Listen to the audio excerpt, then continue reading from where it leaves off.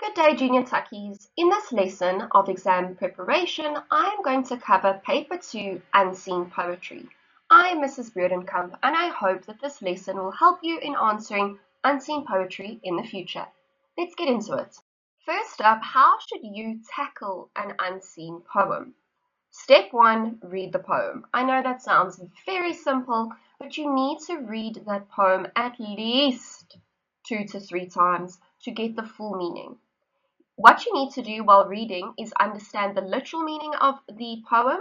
So exactly what is in front of you, like the sky is blue, the sun is shining, versus the figurative meaning, the sky is blue and that represents the depression of someone, or the sun is shining and that represents their happiness. Then step 2, read the questions. Do not start answering. Just look at what are they asking for. Then step 3, we're going to use a little rhyme called twist up to be able to analyze this poem. So it stands for title, words, imagery, structure, themes and tone, understanding, and the poet's attitude. And then finally, in step 4, you answer the questions. In the next slide, I'm going to give you a little bit more detail about twist up. Here are some tips when you are doing any type of unseen poetry. So the skills used to analyze these prescribed poems must be extended to the analysis of the unseen poem. So what does that mean? You need to whip out your critical thinking skills. You need to know all of your poetic devices, your figurative language, how to explain something is effective, and the meaning of the poem. Then, if a question asks how, it generally requires the candidate to include an awareness of a literary device or the use of diction, the use of words, and the connotations associated with it. Then, paraphrasing of lines is not sufficient when answering a question about the effectiveness of an image, meaning do not rephrase what the image is talking about. That's not saying why it is effective. You need to identify the comparison being made, and you need to explain what made the comparison effective. How did this comparison add to our understanding of the poem a little bit better?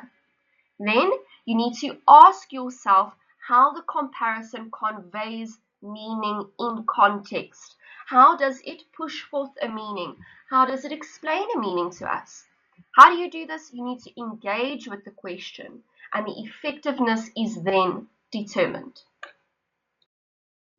This is the twist up method when analyzing an unseen poem. This is a lovely little way to get yourselves through that unseen poem and to try get your full 10 marks to boost your marks at the end.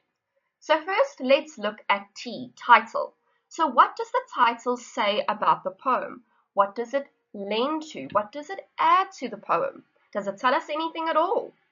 Then W, words. Are the words being used positively or negatively? What words actually stand out to you? And you need to think, why would the poet choose these specific words that stand out? Then I, imagery. So what types of imagery are there in the poem? You need to discuss the use of figurative language and how it has been used. That is very important. Then S for structure. What is the structure? Is it a sonnet? Is it free verse? And does it add meaning? Just like in the previous section of work, the previous lesson, we spoke about the form of a sonnet and how it added meaning to the poem. Then the next T, which is actually a double T, the theme and the tone. So what is the focus theme? Is it love? Is it death?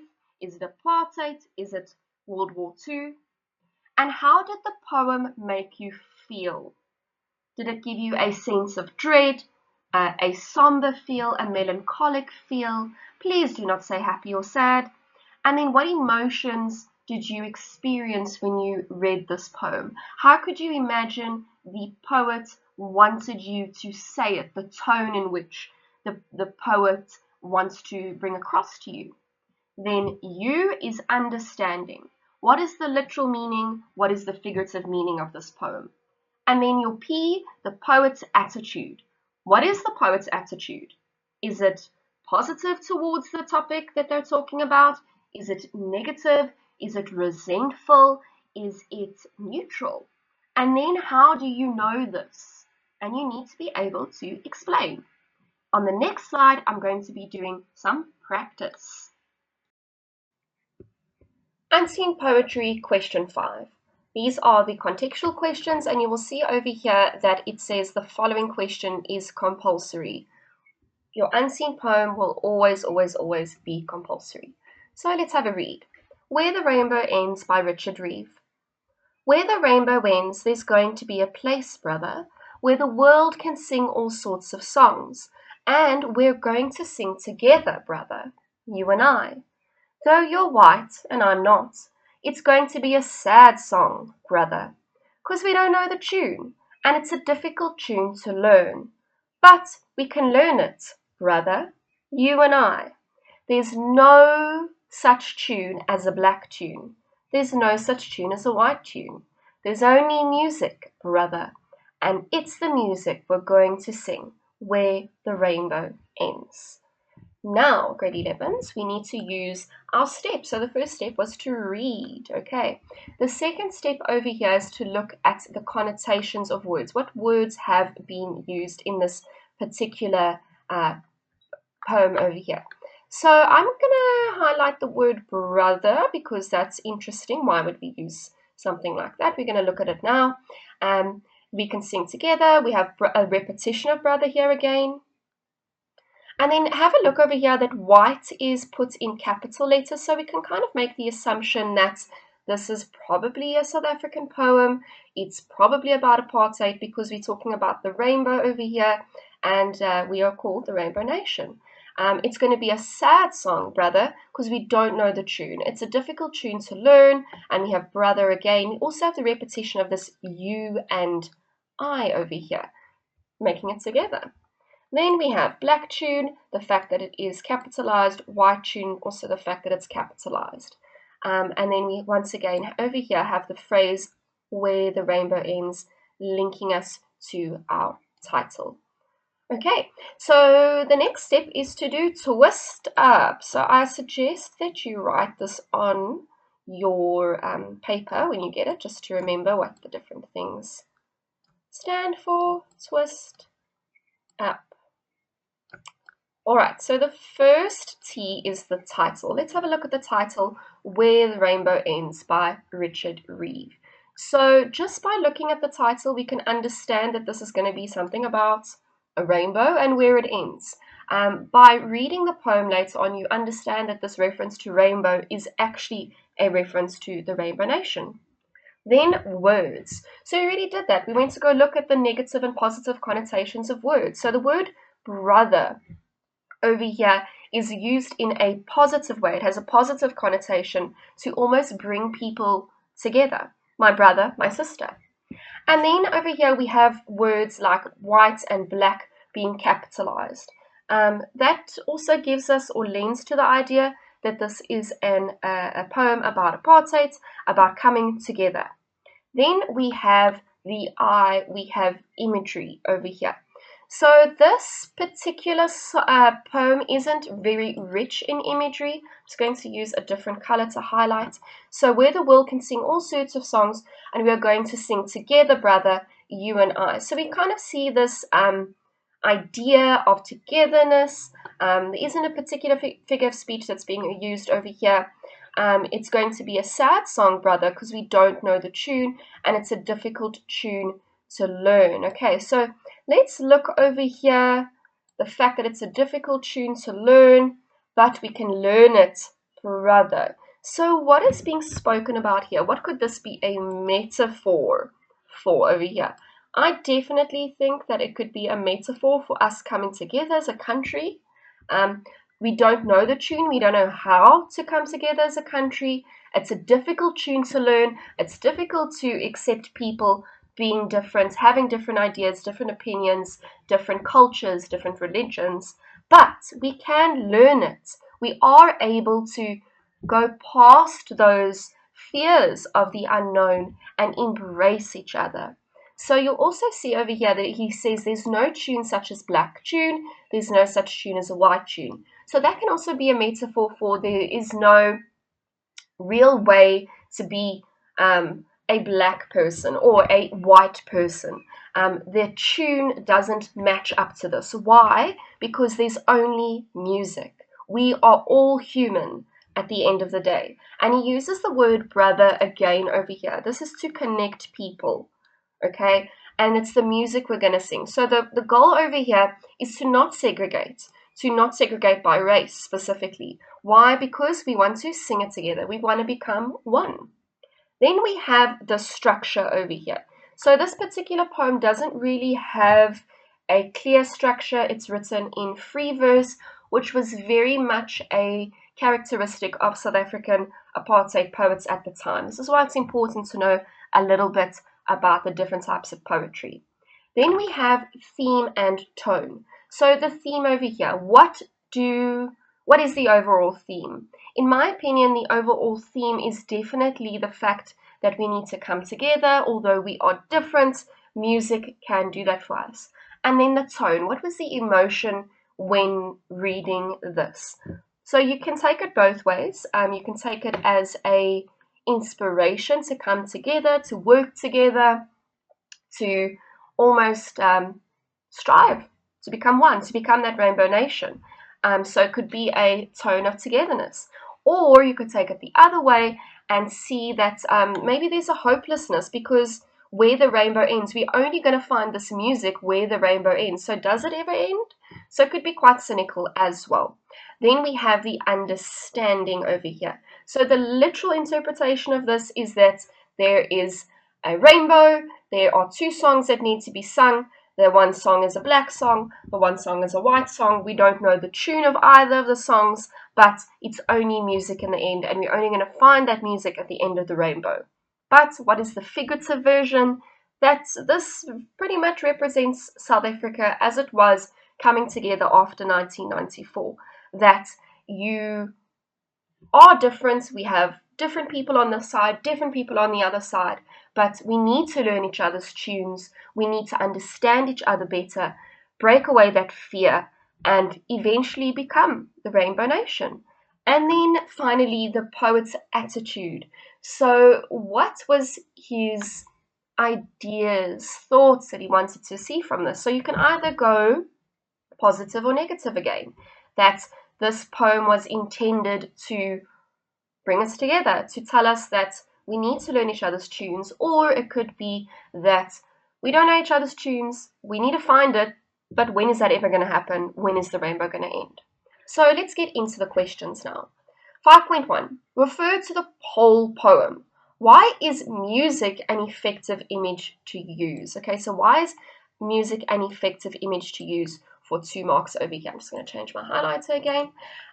So grade 11s, let's think of how music has been used as an image. It's, in my opinion, being used as a metaphor, and think about music as a whole. It usually brings people together. So let's have a look at the memo. So let's go to 5.1. It's effective because it's universal. It needs no words. Okay.